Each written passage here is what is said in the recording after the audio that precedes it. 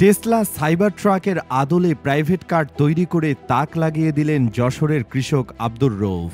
তার মিনি এই বাহনটিতে ৩ জন যাত্রী পরিবহন করা যায়।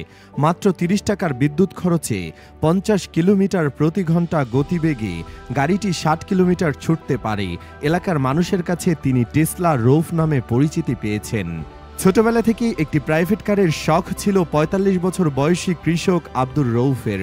স্ত্রী সন্তানকে নিয়ে ঘুরবেন সেই প্রাইভেট কারে, এমন আশা তিনি তার মনের কোণে জিইয়ে রেখেছিলেন। তবে কৃষক হয়ে গাড়ি কেনার শখ পূরণ করা তার জন্য প্রায় অসম্ভব।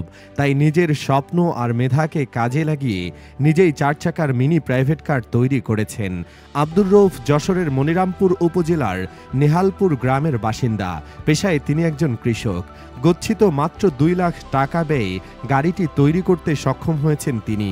আব্দুর রৌফের ব্যাটারি চালিত গাড়িটি মাত্র ৩০ টাকার বৈদ্যুতিক চার্জ খরচে ৩ জন যাত্রী নিয়ে ৫০ কিলোমিটার প্রতি ঘন্টা গতিতে ৬০ কিলোমিটার পথ ছুটতে পারে।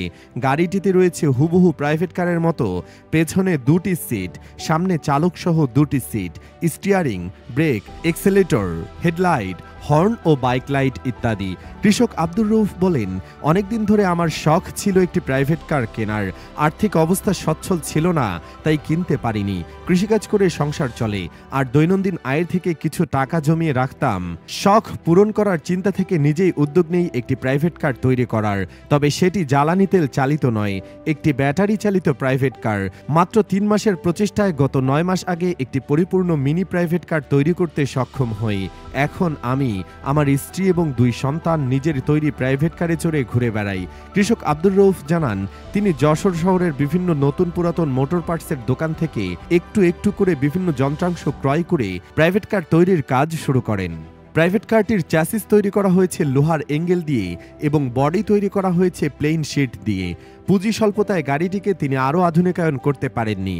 তবে কেউ বাণিজ্যিকভাবে গাড়িটি কিনতে চাইলে ২,৩০,০০০ টাকা ব্যয়ে এমন প্রাইভেট কার তৈরি করে দিতে পারবেন বলে জানান এই কৃষক। উল্লেখ্য, টেসলার সাইবার ট্রাকের আদলে গাড়িটির ডিজাইন করেছেন আব্দুর রৌফ।